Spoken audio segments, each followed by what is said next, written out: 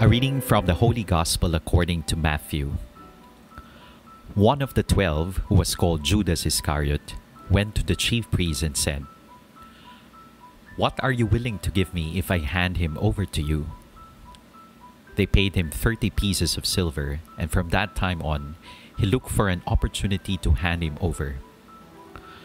On the first day of the Feast of Unleavened Bread, the disciples approached Jesus and said, "Where do you want us to prepare for you to eat the Passover?" He said, "Go into the city to a certain man and tell him, 'The teacher says, my appointed time draws near. In your house I shall celebrate the Passover with my disciples.'" The disciples then did as Jesus had ordered and prepared the Passover. When it was evening, he reclined at table with the 12. And while they were eating, he said, "Amen, I say to you, one of you will betray me." Deeply distressed at this, they began to say to him one after another, "Surely it is not I, Lord." He said in reply, "He who has dipped his hand into the dish with me is the one who will betray me. The Son of Man indeed goes, as it is written of him. But woe to that man by whom the Son of Man is betrayed. It would be better for that man if he had never been born." Then Judas, his betrayer, said in reply, "Surely it is not I, Rabbi." He answered, "You have said so." The Gospel of the Lord. One of you will betray me. The Gospel reading tells us that Judas is at the Passover supper.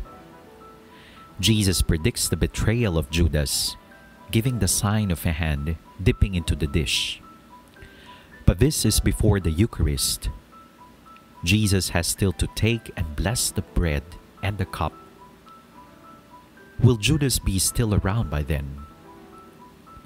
No Gospel account specifically describes Judas receiving the bread or the body and the wine or blood.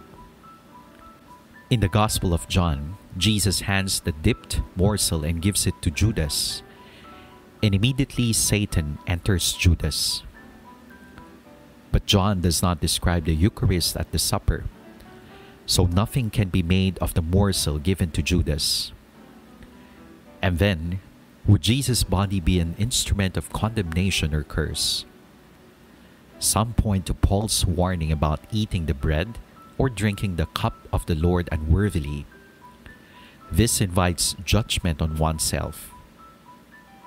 Would Christians detect in Paul's general admonition a remembrance of Judas, who ate unworthily and soon died violently? Would Christians detect in Paul's general admonition a remembrance of Judas, who ate unworthily and soon died violently at that?